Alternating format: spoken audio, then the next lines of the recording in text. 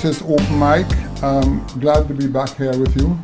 But before we start our program, I just want to highlight to St. Lucians very briefly that I've had to take a couple of weeks off to address some major surgery in respect to myself, and also to put a couple of St. Lucians on notice, because there are many people suffering from back problems today and have never been able to address the problem. And as a matter of fact, I don't want to mention names, but 3 or 4 of our top politicians in the last year and a half have had to go to Cuba and elsewhere to address those problems. But I'm glad to be back. It has been a tough period for me, but the situation has worked out, and I want to say thank you to the good Lord. Now, my guest today is Miss Mary Isaac, well known to everyone else. And we are going to get straight to the point because we have many subjects to deal with. Much has transpired in my 6 weeks absence from St. Lucia. And I'm going to pose a couple questions to Mary, but to let her deal with. Catching up on the political agenda of the United Workers' Party, it would appear that some crucial meetings have transpired, including your endorsement for Castries South. Can you highlight the process in light of the rumblings from your opponents within and without? My other questions will follow, but I want to deal with that issue because there has been a lot of discussion how the United Workers' Party handles their affairs, when in fact the little that I know is that the United Workers' Party tried to run a very democratic process, and people can probably misinterpret democracy within the party to dictatorship. So on that score, I will ask Mary, first of all, to give me a little brief history of what happened to her when that took place. Mary. Well, thank you very much for having me. The process is very transparent, and I'm very happy that I went through that process. It is one where you as a member of the party can apply, you write, indicating your interest to run a certain constituency, right?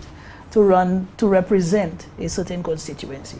And what happens is that request is taken up at different levels. First, your constituency level, they take it in and submit it to the national executive. The national executive do their due diligence and takes it to, and then you are invited to come to an interview. You are interviewed by the people of the constituency branch, right? And after that interview, they interview everyone that apply, that show an interest, that write showing an interest. And after that, then you are informed whether you will be presented or not. Right, you will be, based on your interview, if you will be presented to the constituency branch, and that is where the constituency branch gets the opportunity to vote as to whether they want that person, who is it that they want, if there are more than one people who have written to represent that constituency. I don't want to go through it at length, but I think for the sake of clarification purposes, in your case, there were rumors concerning, I think, was it Mr. Francis who was here, that he was not informed or something. Can you just highlight very briefly what really transpired? Okay, as far as I am aware, we were both informed. Actually, all 3 of us were informed. They were 3 applicants. Okay. And the youth applicant, Mr. Averill, he dropped out. He wrote and indicated that he no longer is interested in continuing through the process. Right. So the interview was done. I was interviewed, and I was informed that Mr. Francis was also interviewed.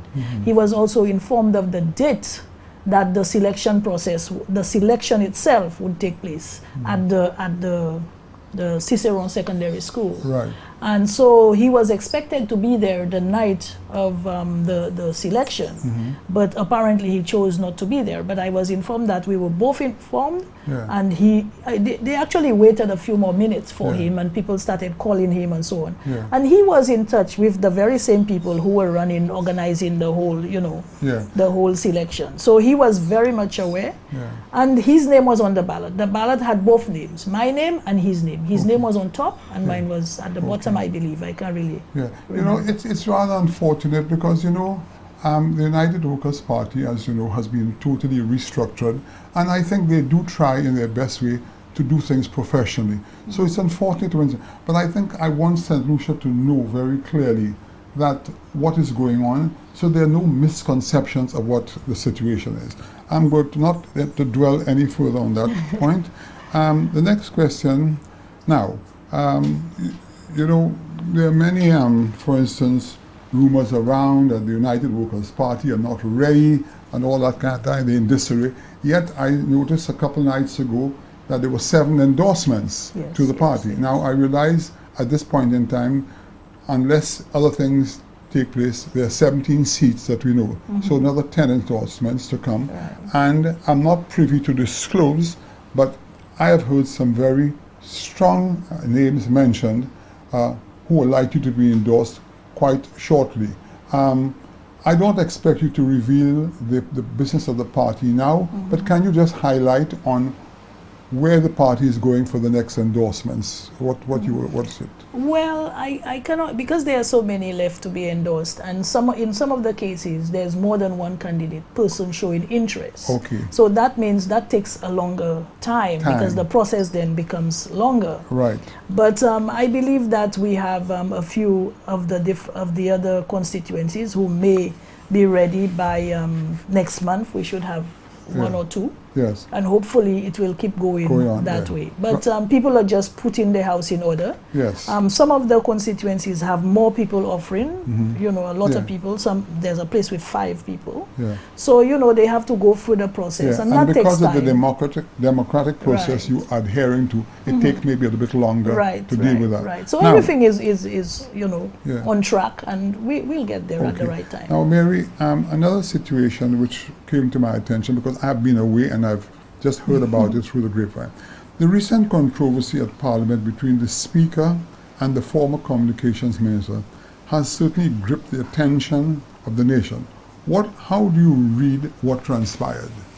Well, I sort of saw something like that going to happen sooner or later. Yes. Because when you look at Parliament, you see the bias, right? In a situation where you're supposed to have a Speaker that is more or less neutral, or that is there to maintain order. I cannot recall any time when that Speaker has ever cautioned or gotten involved in the Labour parties on the other side. Yes. You know, so much so the way that he does with the United Workers' Party side, with the opposition side. It's almost as though in most cases you see where you can almost see the interference or trying to prevent a person from trying to make a point that they want to make. So I sort of expected something like that to happen. Or you may have a situation where the opposition decide, since we are not being given the opportunity to make our point, we will just not make any point at all. Because, you know, when people talk of disrespect to the House and so forth, I'm not here to criticize either party. But we should recall that when Dr. Anthony was in opposition, he referred to the party as a bunch of renegades, and he walked out and so forth. You know, kinds of things. Politics can be a very volatile profession, and people have to understand, especially when you're in the minority and you're not allowed to make a point, people can get very upset and uptight. And I think as grown-ups, everybody talks about respect for the House, but I think it's high time that, you know, both parties realize that they are there representing the people of St. Lucia, and they should be allowed to make their point. You know, for instance, the questions which were eventually answered by, I think, a lady called Miss Jean, what's her name? Yeah, she's the permanent secretary of the Ministry of Now, she Infrastructure. came on the air. Now, many people in St. Lucia are saying, well, the same way she responded to that, why the minister, the present Minister for Communications, or for that matter the Prime Minister, if they were familiar with the contract, could in fact responded to Mr. Guy Joseph, the Honourable Guy Joseph, of his concerns. Anyway, that's water under the bridge for now. But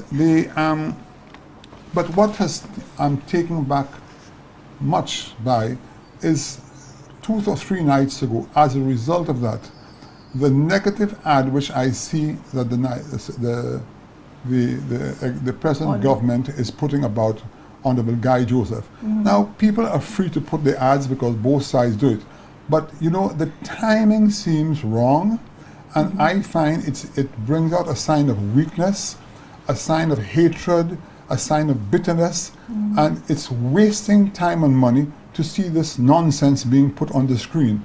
And let me say to the St. Lucia Labour Party that those ads are actually hurting their reputation, because I have discussed it with many people. Even some SLP people felt they have gone too far with it, and it should be stopped. But again, you know, elections, some people say around the corner, some people say the end of next year. The Prime Minister knows when he's going to call his elections.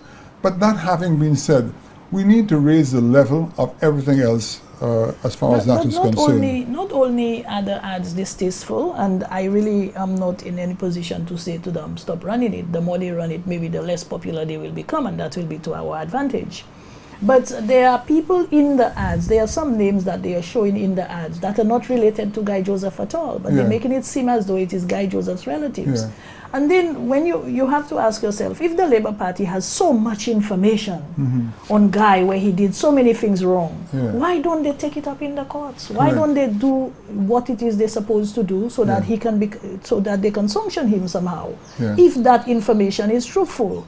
So you see again where they are trying to mislead the public and trying to tarnish somebody's reputation, which is what they do very well. Yeah, they are masters of that. You understand? But you know, these things can happen for only a certain length of time, until such time that it will backfire. Now, since my return to St. Lucia, I have had the opportunity to pass at one or two watering holes, and people have called me, all very, very concerned about the level of borrowings in St. Lucia. And you know, I think one of the reasons why people in St. Lucia are more so concerned, because CNN is in our living room morning, noon and night. And the whole situation in Greece is a very worrying situation. I think it was a couple nights ago, I think it was listening to Timothy Polion or one person in his show, and who made a very valid point and saying, you know, when governments go out and borrow all that money, they actually borrowed in the name of the people of St. Lucia. Has anyone sat back and done a calculation as to how much each St. Lucian is responsible for, debt-wise, if you take the whole debt of St. Lucia today?